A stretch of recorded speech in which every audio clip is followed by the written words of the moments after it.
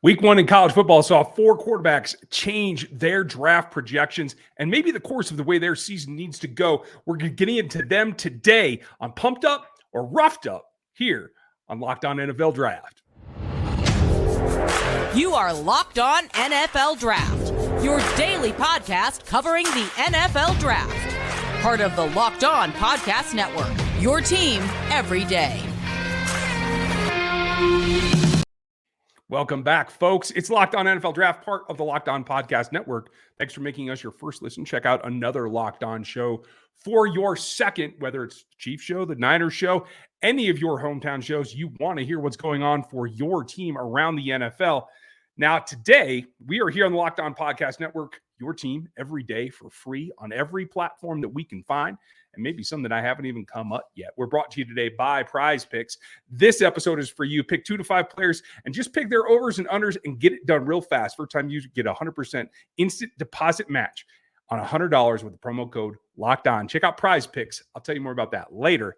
Today's a little bit of a different day. Eric Crocker is on his way home. Not going to be able to make today's show. Hope you guys had a great holiday. It sounds like Croc did too. So I'm going to lock it down from my perspective today. I'm Ryan Tracy. I am the founder of Rogue Analytics and Performance Consulting, where we run down all the relevant numbers, in particular, the athleticism matrix that you need to know for every draft. A lot coming there. I'm also the host of NFL33.com, as well as RGR Football, and obviously this show, which I'm pretty excited about. So if you would, hit the like and hit this sub button. Become part of our family here on Locked On NFL Draft. We're trying to grow all the time. We got a lot of space to go. That way you're going to get everything. Hit that bell so that you get notifications when we do get our newest shows out. And on a day like today, where it's a long weekend and we're kind of taking in all the information from the college football world, and particularly the draft statuses. And that's why we're going to do this segment, hopefully continually. But today, this is really about tale of two halves, two directions, where you're going, pumped up or roughed up. And I want to start, everybody should be starting. I don't know if there's a single draft show in the universe that shouldn't start with Anthony Richardson, a guy that should be draft eligible. I think that's not assured that he's going to enter the draft, but I think it's perfectly legitimately possible. And I think if anything goes after week one, you got to think that that's coming, because I was one of the skeptics who didn't see last season a lot of what I really need to do in terms of poise, in terms of command within the pocket. Now, we all know that he's an athlete, and as good as this game was, I think that absolutely rang through, that he is as much an athlete as he is a stand and throw the ball quarterback. That's important to remember as we go through the process, because there is a lot there. But what I see normally, what's really leading me down this path of just how important this was just the fact that efficiency is there too. And I don't know that I saw that all the time last season. Now, it came in at just under 70% completion rate. That's really, really important when you're a guy that's going to lead a team that is in the midst of a changeover coaching staff-wise, that can really rewrite your fortunes against especially a week one opponent that you thought was going to be a slug out, and the other team might have actually had the advantage. We'll talk about that here coming up in a minute. But that's the key for me. When you are being efficient from that quarterback position, yes, we know he can tuck the ball and run. The play of the day, I think, showed that more so than any. But the thing that I don't think people are talking about as much as they should, is that touchdown where he had to scramble, broke the pocket. It was the fake. It was the threat of the pass first that I think allowed him to then use his legs. That was the key thing for me, is that he combined them both in a functional way that let him make a great play. Yes, we know he can tuck the ball, run. He is a unique athlete. We'll talk about where he is later in the week with Croc and John and the rest of our normal crew, as well as we'll have some new guests coming for you here this season. But that was, I don't want to limit it because it's a bit of a known quantity, but it certainly was a known quantity. For him to actually use more attentive ball fake, more attentive threat of his arm, I think takes him to the next level. That's really important for me, because I need to see more yet still. Wasn't a whole lot of like epic throws. What did he throw for? 165 yards. So this was not a put it all on his shoulders kind of thing. It was not, let's heave it for 400 yards, or what did he take? 23 attempts. So this wasn't what you would call an A number one, like stack it on him, but that's okay. I think what it showed is that that's where it can go.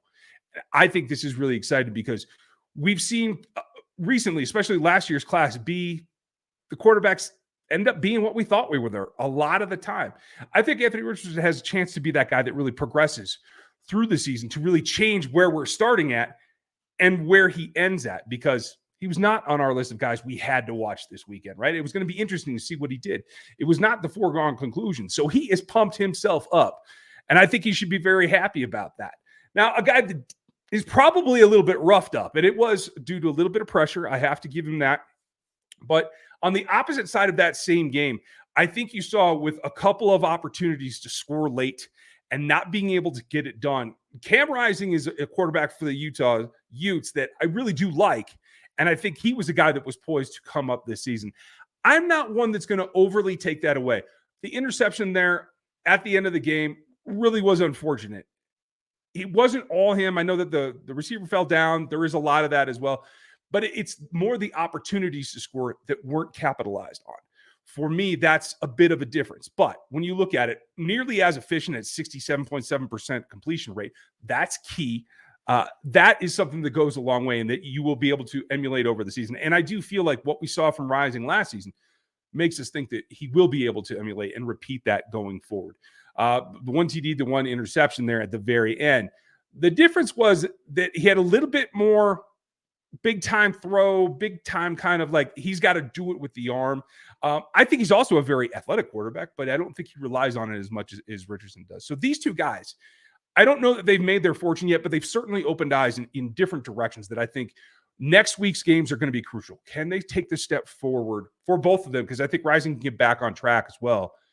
I do think they can both take a step forward and get something done with it, because that's going to be key to how their season develops. There's no way around that. And how that's going to develop is going to be something that you might take a lot of interest in.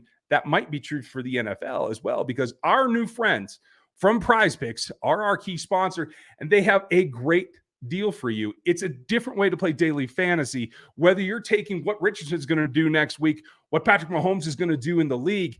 It's overs, unders. It's all you want to do. You pick a line and you just take the over, under. You wrap 2 to 5 players of those picks up or down, and that's how you enter it. You can win up to 10 times your money on any entry. There's no competing with other people. There's no projections that you have to adjust. It's just that line, over, under. And there's all the sports. We know we're talking about college football and the NFL. There are tons of others, and you guys can check them out all the way down to disc golf and cricket, of all things. I don't even know how you would bet that. I don't understand that game. Entries can be made in 60 seconds or less, and they're easy. It's safe withdrawal and fast withdrawals. Currently, they're operational in 30 states. All you got to do is download the Prize Picks app from any app store, or go to prizepicks.com. That's a little bit easier. Sign in and play daily fantasy sports. First-time users get 100% instant deposit bonus up to $100 with the promo code Locked On. That's what you want to use, is that code. That way, you can get everything that they're offering. Whether it's $100, you get $100. $50, you get $50. Don't forget, it is that promo code Locked On at prizepicks.com. Now that takes me over to another set of quarterbacks that I think is obviously not as glamorous. And I think people are talking about them in very, very different ways, both with surprise. That's what really stands out to me. Now, CJ Stroud had a game that I think most came away wanting from. I have to admit, I am one of those. I thought at times he was very, very accurate. There was that deep ball to Harrison Jr. that I thought was really on the money. It was just slightly out of pace with where it needed to be in order to get that completion done. But then again, taking it to the ground is really the key difference there. I thought Harrison actually did some great things in that game. We'll get to that probably later in the week about the injury to JSN. That was the big difference. And I think that played a part in what happened with CJ Stroud, because without having your number one out there, I think that puts a lot more pressure on you. And it showed to me. I saw some accuracy issues that I didn't see last season, especially towards the end. I was not happy with that. I thought that there would be a little bit more steadiness coming from Stroud at that point. I do think that there are times when his delivery could have been quicker, and it felt like it generally was, but there are times that it slowed down. I did take my notes that that strength, I think, saves him a lot. And I think when you talk about how he took advantage of what he got, there was that double safety blitz that he had to execute on, and he did it perfectly. It was a strike, and I think he showed the upside there. But overall, I think most are coming away with a bit of disappointment for CJ Stroud. Again, a 70+% completion rate, 2 touchdowns, no picks, and it was 223 yards. Now, on par, you would say that that's a good performance, especially against what the other top quarterbacks did this week. But compared to what you did when you had Chris Olave and Wilson, and you had more weapons that felt like they could be first strike, every strike all the time, that makes a difference. Now, JSN, I think, is going to play a big situation here in the way that his season progresses. We don't know currently, as I record this, what the situation is going to be with that injury. If and when he's able to return and be 100%, I think we'll be back on track. And that will be the key in seeing where Stroud kind of takes over, because I think people are riding him a little hard right now, but I understand that the criticism is justified, that you expected a little bit more, you wanted a little bit more, and that's okay. I think it's just the first game of the season. Again, it isn't about where you start. It is about where you finish and how much you can sustain through the year. And that takes us to Stetson Bennett, who finished obviously on a giant high at the team level, winning a national championship. And quite frankly, surprising a lot of people that early in the season thought Daniels should have been the starter then. Now it is clear that Stetson Bennett is the starter for Georgia, and their defense has picked up. And we all know the story of their defense, but it is about the quarterback play and how they were going to adjust to not only having tight ends that they felt that they could trust. And we'll talk about the tight ends here in the last segment as well, because a couple of ups and downs, pumped or roughed there as well.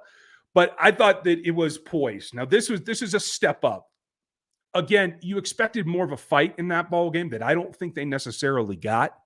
But you can only play the opponent that you have in front of you. You got to take care of that. But it was 80% completion percentage for 2 touchdowns and nearly 400 yards. It was 368. For those that called Stetson Bennett just a game manager or a guy that couldn't put it on his shoulders, clearly without the tailbacks of Cook and White, it changes things. Now, I think they have a real talent in McIntosh. I really like what I saw from him. We'll talk about more from him probably later in the week, because I don't think Croc's going to let that slide. He loves him a good running back. But I think what it really showed is that if you had to shift it a little bit towards Stetson Bennett to be the guy a bit more than he had to be on what was a championship team, you can see that now. You can see it from here. And I think that's what stood out to me about him and his game. The question is going to be, that was a 5-ranked team in Oregon. Can he continue that when maybe it's not as hype? I feel like he's a guy that raises his level to his competition. At least I thought that earlier in last season. When he's supposed to win, can he still keep the trigger down and make sure that he finishes games? We're going to have to see that. But I think people are talking about these guys in different situations, rising versus falling. I think for a guy who won a national championship to say that Stetson Bennett is a riser now after 1 week, I think that's pretty indicative of just how quickly things can turn. The question is about sustainability, and can he continue to do that? There's a couple of guys that are going to help him. We're going to talk about the other position, the quarterback's best friend, when we get back. But I got to tell you guys too, the best things that you want to do right now is really, really simple. It doesn't matter whether you're trying to get something for a workout replenishment, if you're trying to get a meal replacement, if you're just looking to add more protein to what you're doing diet-wise, whether you've tried the puffs or the not or the standard bars, Built Bars is everything you want from nutrition for your sports and daily habit. If I hold it correctly, you will see these things are awesome. This is one of my favorites, toffee almond. The newest ones are out there with a cookie dough chunk puff, which is a marshmallow textured protein that actually keeps the meal lighter. It still provides 160, 150 calories and 15 grams of protein. Gives you everything that you need and none of the things that you don't. It's low in sugar. It's low in total carbs. It gives you the protein that you need to keep through your day and power through, whether it's recovery from workouts or whatever you happen to be doing. And you're going to really love the new flavor, whether it's a snack or whatever you happen to be doing with it. You just have to go to built.com, make it your own, and use the promo code LOCKED15 for 15% off of your order. That's locked on 15 at built.com to get 15% off of your next order. I want to wrap up today in the third because all these quarterbacks, I think we naturally want to start with the quarterback conversation because that's where the game's got to go. I think we're going to see one player that's been very, very highly touted that I don't know if you're going to get enough of a sample to feel good about. We'll see how the season progresses for Michael Mayer. But what you saw in his first outing against Ohio State, I thought you have to really come away feeling good about his effort at the next level. Now, everyone's going to tell you, hey, he got graded really badly for that fumble, which was kind of a fluke play. But you have to remember, he made an incredible wide receiver-like catch just before that to really stand out. He can block in line. He's clearly got the athleticism to run away from some DBs. You know, the elite speed DBs in the National Football League are going to be able to catch him, but that's not anything to sneeze at. You have to expect that. And at his size, at 265 and 6'4", he's the size you covet, the skills you covet, and the athleticism that you covet. I'll be ready to see how he tests out later when we get the matrix in the draft process. But for him, this is a guy that I think you have to pull your expectations back, because normally production is going to be a key element in how you do an evaluation for a pass catcher. There's no way around it, to tell you the truth. Now, 6.4 yards per reception, that's still fairly healthy. When you look back, he's a guy that's been over 10 yards per reception so far in his career, 10.7 in 2020 and 11.8 in 2021. So it's certainly a step back if this is the way that it continues. But it doesn't necessarily mean that that's going to be. I think the problem he's going to face is that the quarterback is clearly a first-time starter. I think Buckner looked okay at times. I think he had some issues later. The question is going to be what should normally be the safety valve, the guy that is going to make the quarterback feel comfortable about getting him the ball. I don't know if that's necessarily going to be the case for Mayer because of the attention he's going to garner. That might make things hard. It might make things harder for him to continue to progress. 840 yards on last season, 7 touchdowns. That's going to be a push to get to that point this season if this quarterback play continues the way that it is. So I worry that we're going to see some changing of people's rankings, et cetera. You guys won't see mine until later in the off season because I do take all of this into account. I'm not going to put those out early just based on a week. But it is something that's going to degrade his production value. I think that's pretty easy to predict. Hopefully that's not the case, but you never know. And in the end of the day, everything that you saw in this ball game where you could say he wasn't productive, quote unquote, I think shows you the ability to be productive at the NFL level. And at the end of the day, watching college games and watching these guys perform, you have to maintain that you're projecting to what they'll be used at the next level. That is very, very key and something that is apt to get lost in this discussion for the tight ends. Now, on the other side, a guy that I can't say came out of nowhere because it's hard to miss him at his size. But when you look at Darnell Washington and you're hoping Eric Gilbert from the Georgia Bulldogs is able to step out, and it's Darnell Washington that really stands out. Obviously, he's got the size for it, but it just goes to show that it is about matchup. It is about how you take on the next level and make that game your own. I think the key thing that you're going to see is not only is the size, but it is the athleticism they put on there. Is he a great accelerator? No, I cannot say that. That's as I look at my notes, I'm very specific about the fact that that's not the case. Can't say that he's speedy, but I will say he accelerates well for a man his size. That's clear to see. And when you can leap over defenders that are smaller, faster, quicker than you, and you can get to the point where you are not just a size mismatch, that you still show enough athleticism in open space, I think that's going to be key to his game. And maybe this is something that we have to track. There's a lot of tight end talent on that team. Can he be a guy that continues to emerge, or is it a matchup situational kind of thing? We're going to find out. I will say one thing that he's got to corral right away is I found a focus drop in there. That's what I'm going to call it, and I don't want to see that continue. I think for a guy that reminds me of movement of the elderly Antonio Gates at times, I think that's something he's going to have to lock down right away in order to continue to make some noise here. And I do want to shout out one other tight end that unfortunately came away with an ankle injury, but I didn't get to talk about him much. From Nebraska, Volkolek, got to say Travis's name correctly, came out 5 for 5 in that first meeting over at Ireland against Northwestern and turned the ankle late in the second half. Wasn't able to play the second week. But he's a guy that I don't think is on many radars. And if it continues and you see Casey Thompson need to lean on him, which there's a lot of turmoil around Scott Frost in the Nebraska program right now, but that is something that he can do. And I think Vokalek has a chance to go from a guy that we never thought of to someone in the conversation about not only is he draft eligible, but could he be somebody that goes earlier than the 6th or 7th round? It's definitely a possibility at this point. Just have to get him healed up and see how he progresses. I think that could be one of the nicer surprises around college football this year. We're going to get to that when we get to that. And it does take, coming to fruition, how you're going to get there is what's going to pay off. But that's where I see the big takeaways for pumped up, the guys that are on the rise, and the roughed up, the guys that are struggling a little bit or maybe falling down some opinion polls. But it's not over. That's just the opening salvo. So there's a lot more to go. And we have a lot more for you as well, including the ultimate pro football preview for 2022, an 8-episode huge show that you're going to dig from all of the Locked On Podcast Network. It is awesome and will give you soup to nuts, everything you need to know, bets, etc., the whole thing, the ultimate NFL preview over on the Audacity app, over on the Odyssey app, YouTube, and wherever you get your podcasts. You want to check that out. Thank you for spending your time to me. Croc should be back in the house tomorrow, as well as John and the rest of our guys. I hope you're looking forward to it. Everything's off and rolling. Week 1 is in the books, and we are ready to go and move on down the season. Thanks for making this show on your list. I'm Ryan Tracy. Thanks for listening. We'll talk